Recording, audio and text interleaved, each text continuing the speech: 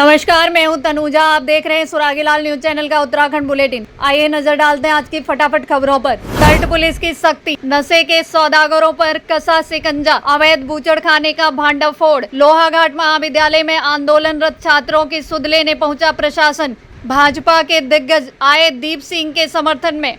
Shri Ram Holmes colony के पीड़ितों से मिले महापौर, बोले अन्याय नहीं होने दूंगा। शिक्षक आंदोलन उग्र, सैकड़ों शिक्षक बीईओ पर गरजे। हल्द्वानी पहुंचकर भीमताल पांडे गांव के लोगों ने जताया विरोध। हत्या आरोपी की पुलिस से हुई मुठभेड़, गोली लगने से 2 आरोपी घायल। आइए अब देखिए खबरें विस्तार से। अल्मोड़ा के सल्ट थाना पुलिस ने नशे के खिलाफ अभियान चलाते हुए एक व्यक्ति को करीब 16 किलो अवैध गांजे के साथ गिरफ्तार किया है। बरामद किए गए गांजे की कीमत लगभग 4 लाख रुपए बताई जा रही है। दरअसल वरिष्ठ पुलिस अधीक्षक देवेंद्र पीचा ने नशे के कारोबार पर जीरो टॉलरेंस नीति अपनाते हुए सभी थाना और चौकी प्रभारियों को सख्त चेकिंग व कार्रवाई के निर्देश दिए। इसी कड़ी में अपर पुलिस अधीक्षक हरवंश सिंह और सीओ रानीखेत बिमल प्रसाद के पर्यवेक्षण में थाना सल्ट उप निरीक्षक कश्मीर सिंह के नेतृत्व में पुलिस टीम ने मरचूला बैरियर पर बीती रात चेकिंग अभियान चलाया। चेकिंग के दौरान एक संदिग्ध सिल्वर कलर की कार नंबर UK 18P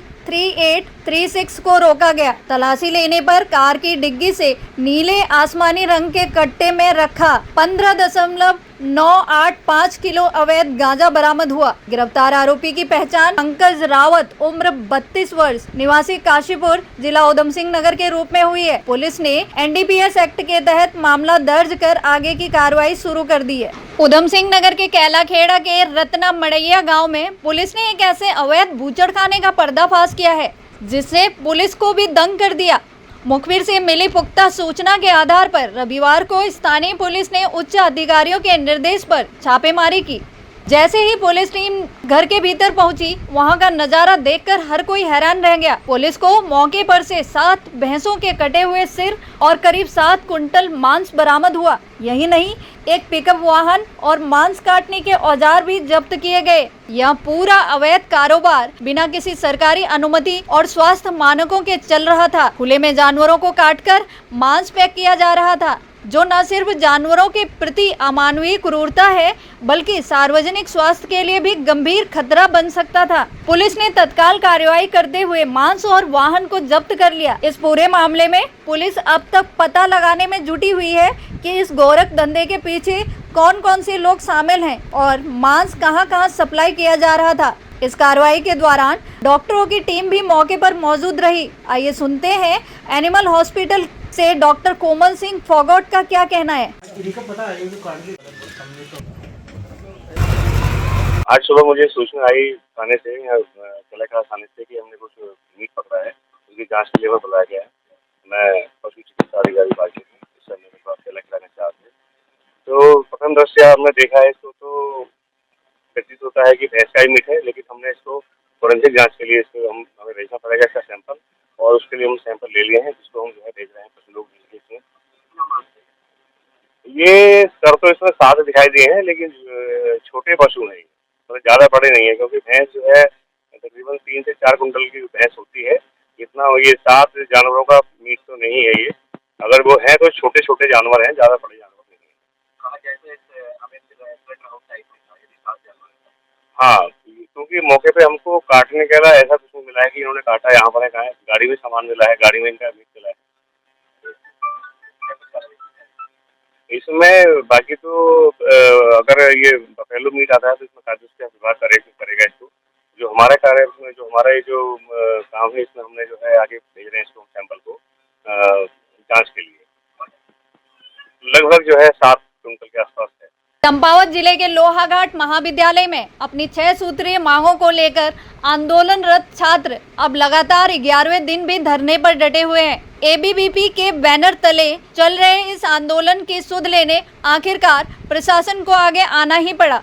तहसीलदार जगदीश सिंह नेगी खुद धरना स्थल पर पहुंचे और साथ ही छात्र नेताओं से उनकी समस्याओं को लेकर विस्तृत चर्चा की। तहसीलदार ने भरोसा दिलाया कि छात्रों की मांगों को लेकर महाविद्यालय और विश्वविद्यालय प्रशासन से वार्ता की जाएगी। वहीं दूसरी ओर धरने पर बैठे छात्रों की सेहत को देखते हुए सीएमएस डॉक्टर विराज राठी के निर्देश पर स्वास्थ्य विभाग की टीम भी मौके पर पहुंची। डॉक्टर ने छात्रों का स्वास्थ्य परीक्षण किया और उन्हें दवाइयां भी उपलब्ध कराई। वहीं छात्र नेताओं का कहना है जब तक उनकी मांगे पूरी नहीं होती आंदोलन समाप्त नहीं किया जाएगा। उनका आरोप है कि महाविद्यालय और विश्वविद्यालय प्रशासन उनकी समस्याओं को लगातार अनदेखी कर रहा है। ऐसे में अब आंदोलन को और अधिक उग्र किया जाएगा।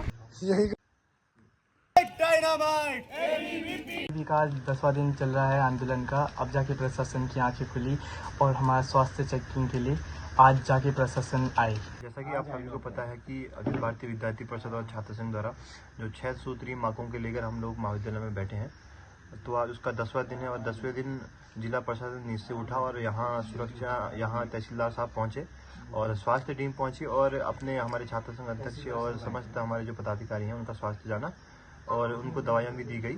मैं समस्त क्षेत्रीय जनता और अपने समस्त छात्र छात्राओं से एक अनुरोध करता हूँ कि आप लोग भी जो हमारा एक मुहिम हमने यहाँ पर चलाए रखी है, 1 रुपये का सिक्का डालो, जो हमारा समर्थन कर तो महाविद्यालय पहुँचे और हम सबको समर्थन करें, जिससे हमारी ऊर्जा बढ़ेगी और हम तब तक नहीं उठेंगे जब तक हमारी मांग पूरी नहीं होगी। चंपावत जिले में भाजपा की अंदरूनी गुटबाजी अब सतह पर आ गई है। पंचायत चुनाव में कार्यकर्ताओं की अनदेखी का आरोप लगाकर पूर्व भाजपा जिला अध्यक्ष दीप पाठक ने पार्टी से इस्तीफा दे दिया है। वहीं दीप पाठक को चंपावत में भाजपा का एक मजबूत स्तंभ माना जाता था। उनके इस फैसले ने संगठन में हलचल मचा दी और अब उन्हें मनाने की कवायद तेज हो गई है। सबसे पहले पूर्व कैबिनेट मंत्री अरविंद पांडे उनके आवास पहुंचे।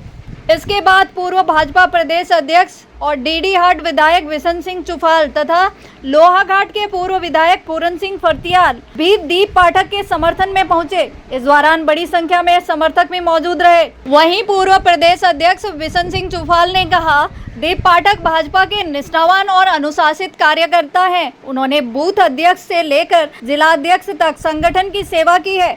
उनके त्याग पत्र से हर कार्यकर्ता आहत है। वहीं पार्टी को ऐसे समर्पित कार्यकर्ताओं की हमेशा जरूरत रही है कि नाराजगी को संवाद से दूर किया जाएगा। वहीं पूर्व विधायक पूरन सिंह फर्तियाल ने भी पाठक का खुलकर समर्थन किया और कहा, पंचायत चुनाव के दौरान जमीनी कार्यकर्ताओं की अनदेखी की गई, जिससे उनकी भावनाएं आहत हुई है।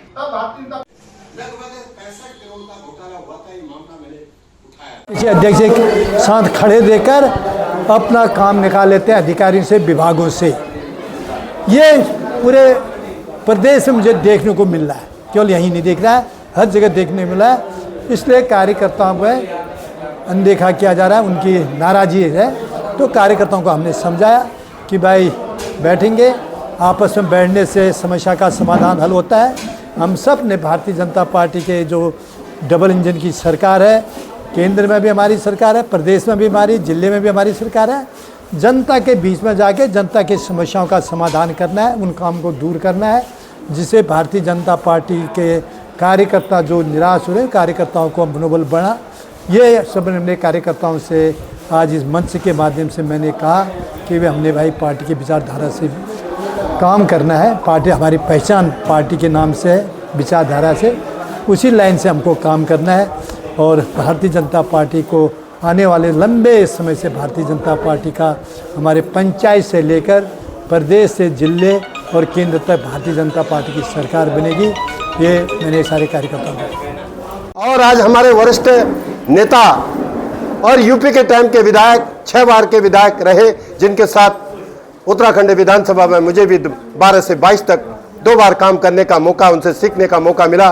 वो भी आज कार्यकर्ताओं का मनोबल बढ़ाने आपके बीच में आए हैं। और यही एक हमारा उद्देश्य था कि कार्यकर्ताओं की भावना को देखते हुए दीप पाठक जी को अपना इस्तीफे पर पुनर्विचार करना होगा और हम उनकी बात को ऊपर करेंगे और संगठन तक पहुंचाएंगे। और उनकी बात बिल्कुल जायज़ थी। जनपद चंपावत में जो पंचायत चुनाव में ये खेल हुआ, कुछ लोग भारतीय जनता पार्टी को कमजोर करने के लिए, कांग्रेस से आए हुए लोग, पूंजीपति लोग, तो भारतीय जनता के पार्टी के संगठन में घुसकर और पार्टी के जिले के संगठन के साथ तालमेल कर भारतीय जनता पार्टी के वरिष्ठ नेताओं को पीछे किया, अपने आगे घुसे, धनबल के तौर पे आगे घुसे, उसी की चिंता दीप पाठक ने की थी और उसी के तहत आज हम यहाँ आए हैं। निश्चित तौर पे जो उस टाइम का निर्णय भारतीय जनता पार्टी ने, संगठन ने लिया, वो निर्णय गलत था। मैं डंके की चोट में कहना चाहूंगा कि प्रदेश अध्यक्ष जी को, संगठन मंत्री जी को, मुख्यमंत्री जी को, ऐसे कार्यकर्ताओं को पहचानो। अपने मूल कार्यकर्ताओं से जब जनता पार्टी दूर जाएगी तो निश्चित तौर पे एक दिन कहीं कांग्रेस का जैसा ना हो। और दीप पाठक जी ने 2027 की चिंता करते हुए आगाह किया था, उसी के तहत आज हम उनके मनोबल को बढ़ाने आए हैं और उनसे धैर्य रखने की बात भी कही है और पार्टी के विपरीत न जाने की बात भी कही है। वो वास्तव में एक ऐसे कर्मठ कार्यकर्ता है कि वो पार्टी के विपरीत कभी सोच भी नहीं सकते। हमारा भी उद्देश्य पार्टी को मजबूत करना है और पार्टी के संगठन को भी कहना चाहेंगे कि कार्यकर्ताओं को मजबूर मत करें। कहने का मतलब ये नहीं कि अगर अनदेखी करेंगे तो कहीं बड़े स्तर पर ये निर्णय होंगे। हमने कहा जब निर्णय ऐसा लेने की जरूरत होगी तो पूरे जनपद चंपावत या और जगह भी हजारों कार्यकर्ता आपके साथ खड़े रहेंगे और जब भी यहाँ के कार्यकर्ताओं को जरूरत पड़ेगी। चाहे तो एक साथ होनी चाहिए, सब लोग एक साथ बैठना ही नहीं चाहते। पापा ट्राई दिस। लो सब लपक लिए।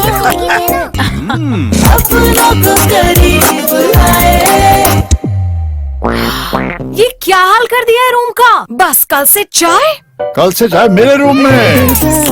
देवर पान नमकीन को श्री श्याम होम्स कॉलोनी में ध्वस्तीकरण नोटिस से परेशान परिवारों की आवाज अब महापौर विकास शर्मा तक पहुंच गई है। रविवार को महापौर विकास शर्मा ने कॉलोनी का दौरा कर प्रभावित परिवारों से मुलाकात की और उन्हें भरोसा दिलाया कि किसी भी कीमत पर उनके साथ अन्याय नहीं होने दिया जाएगा।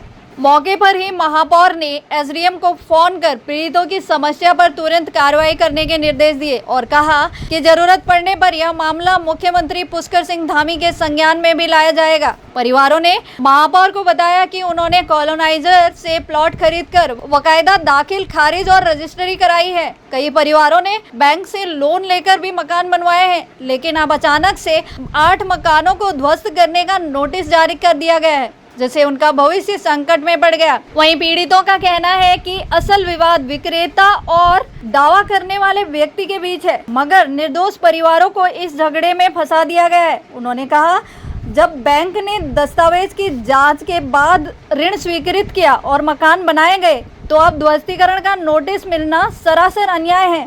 वहीं महापौर ने स्पष्ट किया कि प्रशासन न्यायालय के सामने वास्तविक स्थिति रखेगा और पीड़ितों को न्याय दिलाने में कोई कसर नहीं छोड़ी जाएगी। आइए सुनते हैं रुद्रपुर के महापौर विकास शर्मा इस मामले में क्या कहते हैं। वो अपनी तरफ से सब कुछ करेगा ही।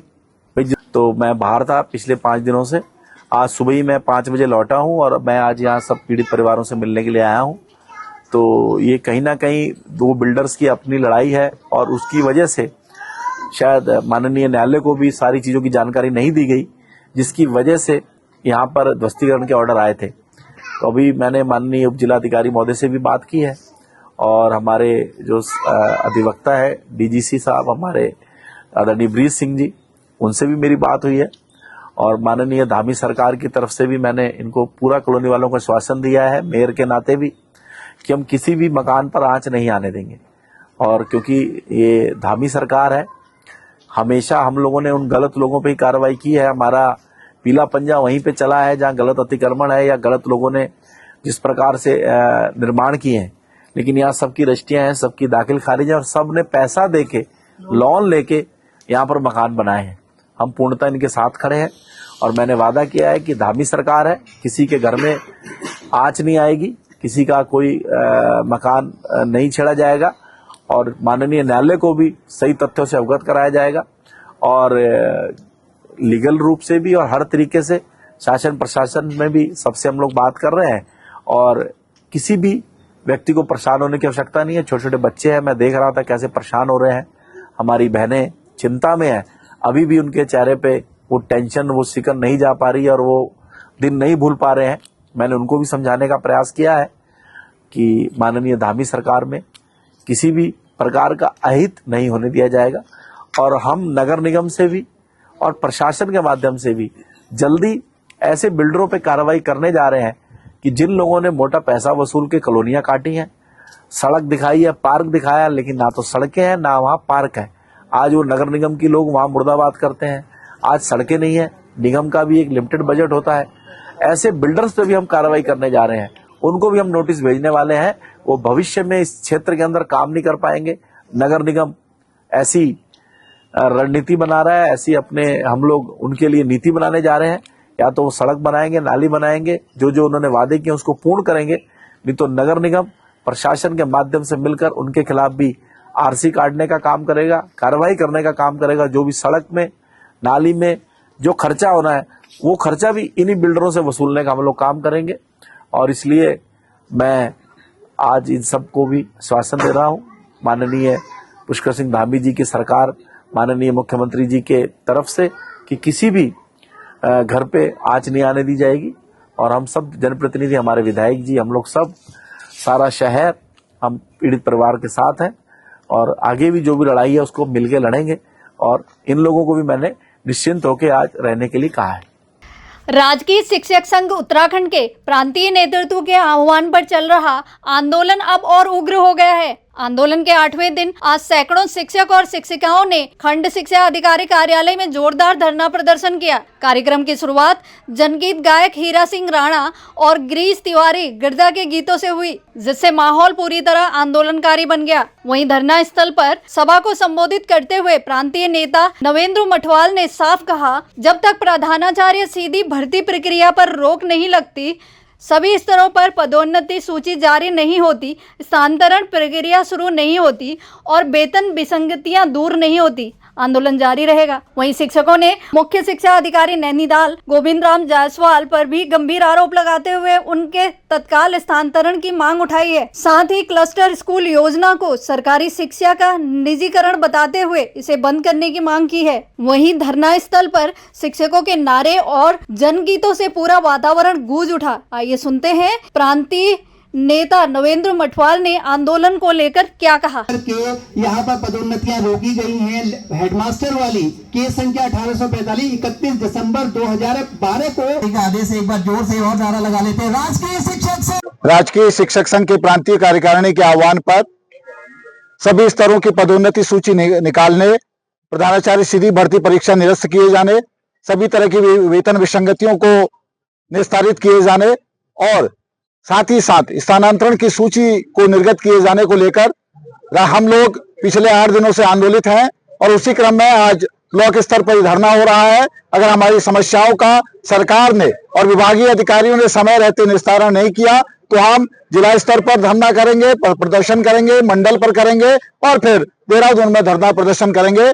हम आंदोलन से तभी पीछे हटेंगे जब हमारी समस्याओं का सरकार और विभाग निस्तारण। हमारी मुख्य मांग है, एक तो सीधी भर्ती परीक्षा प्रधानाचार्य को निरस्त किया जाए, सभी स्तरों की पदोन्नति सूची निर्गत किया जाए, सभी जो वेतन विसंगतियां हैं उनका निस्तारण किया जाए और उसके साथ ही साथ स्थानांतरण सूची को निर्गत किया जाए। जिला विकास प्राधिकरण की कार्यशैली पर उठे सवाल। भीमताल के पांडे गांव से ग्रामीणों ने प्राधिकरण पर मनमानी का आरोप लगाते हुए जमकर विरोध किया। वहीं ग्रामीणों का कहना है कि उनकी कृषि योग्य भूमि पर खरीद फरोख्त पर रोक लगाना सीधा सीधा किसानों के साथ अन्याय है। दरअसल पांडे गांव के ग्रामीणों का आरोप है कि उनके राजस्व गाँव की जमीन पर किसी तरह का अवैध निर्माण नहीं हो रहा है। गाँव की जमीन की खरीद फरोख्त पर रोक लगा दी है। वहीं ग्रामीणों ने कहा कि उनके इस फैसले से उनकी खेतीबाड़ी और जीवन यापन पर संकट खड़ा हो गया है। वहीं उन्होंने कहा कि उनकी जमीनों पर कोई निर्माण नहीं हो रहा है, वो तो केवल खेती किसानी करने वाले लोग हैं, लेकिन प्राधिकरण ने अचानक खरीद फरोख्त पर रोक लगा दी। यह अन्याय वही नहीं था। इस मामले में जिला विकास प्राधिकरण के संयुक्त सचिव गोपाल सिंह चौहान ने ग्रामीणों के शिकायत को स्वीकार किया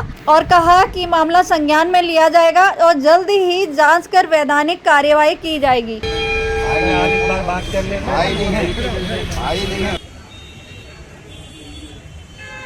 भीमताल पांडे गांव से आए हैं। हमारी ये समस्या है कि हमारी जमीनों पर जो पुश्तरी जमीन है उसमें रोक लगा दी गई है। अब ये रोक किसने लगाई, कब लगाई, क्या लगाई, एक हफ्ता पहले हमें वो आया कि तुम्हारे जमीन पर रोक लगा दी है। अब हम कोई अपने बच्चे के लिए कोई कॉटेज बनाया या कुछ बनाया ये नहीं बना सकते आप, क्यों हमने रोक लगा दी, जबकि हमने अपना जमीन बेचा नहीं है, हमारी पुश्तनी जमीन है सब। अब ये चाहते हैं कि हम वो रोक हट जाए और हम अपना सोचा से खेती बाड़ी वो करें। नरेंद्र कुमार थापा। जिला प्राधिकरण के सचिव आज हल्द्वानी बैठेंगे, लेकिन वो अभी तक यहाँ नहीं आए। उप सचिव क्योंकि सिटी मजिस्ट्रेट हल्द्वानी भी प्राधिकरण के उप सचिव हैं, इसलिए उनके अनुपस्थिति में हमने सिटी मजिस्ट्रेट को ज्ञापन दिया। समस्या ये है, जिला प्राधिकरण ने बिना किसी कारण के, बिना किसी तर्क के, बिना किसी संगतता के हेरसे के आधार पर राजस्व गांव पांडेगांव जो है उसमें किसानों को की भूमि क्रय और विक्रय पर प्रतिबंध लगा दिया है, ये कहते हुए कि साहब कोई कॉलोनी विकसित हो रही, जबकि आज तक कोई कॉलोनी वहाँ विकसित नहीं हुई है, अब भी कोई कॉलोनी विकसित नहीं हो रही है। तो ये केवल हेरसे के आधार पर ये मनमाना इस तरह का वो लगा है प्रतिबंध। हमने कहा है कि आपकी मंशा पर सवाल खड़ा करता है, आप इसलिए लगाया है ताकि किसानों के माध्यम से आप वसूली कर सकें। रहने वाला हूँ, हाल निवासी में हल्द्वानी में ही हूँ। मेरी ज़मीन है वहाँ पे। अभी हमने देखा था कि एक प्राधिकरण का पत्र है कि जिसमें कि हमारी भी ज़मीन थी, उसमें कुछ वहाँ पे अवैध कॉलोनी का निर्माण हो रहा करके, परंतु मेरी जानकारी जहाँ तक है मैंने नहीं देखा वहाँ पे कि कोई निर्माण कार्य हो रहा होगा, कुछ नहीं हो रहा। हमारी खेती की ज़मीन थी वो, कुछ बंजर पड़ी है कुछ टाइम से। आजकल देख लो जंगली जानवर आते हैं यहाँ पे। नहीं, प्रशासन तो गया, अवैध निर्माण में उन्होंने रोक लगा रखी है। तो इसका मतलब अवैध निर्माण कर रहे हैं वहाँ पे क्या? कुछ नहीं, हमारा मतलब ही नहीं हो कुछ। अब प्रशासन से क्या चाहते हैं? हम चाहते हैं कि भैया उसमें मतलब उसको ये रोक हटा दी जाए। देखिए, मामला तो डिटेल में मैं नहीं बता पाऊंगा क्योंकि ये भीमताल क्षेत्र का है, मेरे क्षेत्र से बाहर का है। लेकिन काफ़ी लोग आए थे, उन्होंने एक एप्लीकेशन मुझे दी है और एप्लीकेशन में उन्होंने ये कहा है कि वहाँ पे कोई भी निर्माण से संबंधित कोई भी वहाँ गतिविधियाँ नहीं हो रही है, लेकिन उसके बावजूद भी सचिव महोदय द्वारा उस पर रोक लगाई गई है। तो ये पूरा मामला चूँकि मेरे संज्ञान में नहीं है, एक बार इसकी जांच भी करवा लेंगे और सचिव महोदय से भी वार्ता कर लेंगे कि क्या पूरा प्रकरण है, और अगर इनकी बात अगर सच है तो फिर उसमें भी विचार किया जाएगा। अगर कोई निर्माण नहीं हो रहा है तो रोक लगाने का कोई चाहे तो एक साथ होनी चाहिए, सब लोग एक साथ बैठना ही नहीं चाहते। पापा ट्राई दिस। लो सब लपक ली।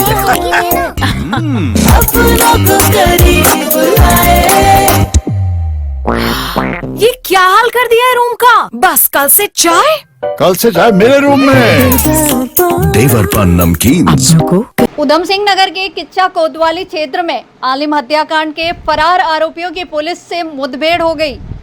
पुलिस की जवाबी कार्रवाई में दोनों आरोपियों के पैर पर गोली लगने से वे घायल हो गए। दोनों आरोपियों को इलाज के लिए अस्पताल में भर्ती कराया गया। दरअसल 18 अगस्त को किच्चा कोतवाली के अंतर्गत ग्राम दरऊ में चुनावी रंजिश के चलते हुई फायरिंग में 22 वर्षीय आलिम खान की मौत हो गई। मृतक के परिजनों की तहरीर पर पुलिस ने मुकदमा दर्ज कर आरोपियों की तलाश शुरू कर दी थी। बीती रात पुलिस को सूचना मिली कि घटना में शातिर आरोपी पॉपुलर के खेत में छुपे हुए हैं। वहीं पुलिस टीम ने मौके पर पहुंचकर घेराबंदी की तो आरोपियों ने गिरफ्तारी से बचने के लिए फायरिंग कर दी। वहीं पुलिस की जवाबी कार्रवाई में आरोपी साजिद खान और गुलनबाज खान के पैर में गोली लग गई। पुलिस ने मौके से 315 बोर के 2 तमंचे और कई जिंदा कारतूस बरामद किए। घायल आरोपियों को किच्चा के सरकारी अस्पताल में भर्ती कराया गया, जहां उनका इलाज चल रहा है।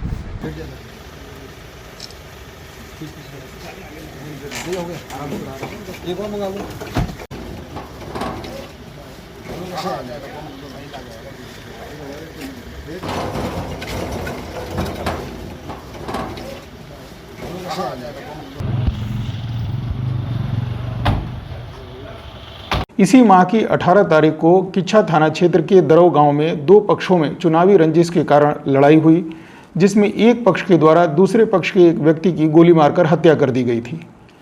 इस घटना पर हत्या का अभियोग पंजीकृत कर अभियुक्तों की गिरफ्तारी का प्रयास किया गया, जिसमें 2 अभियुक्त पूर्व में गिरफ्तार कर जेल भेजे जा चुके हैं।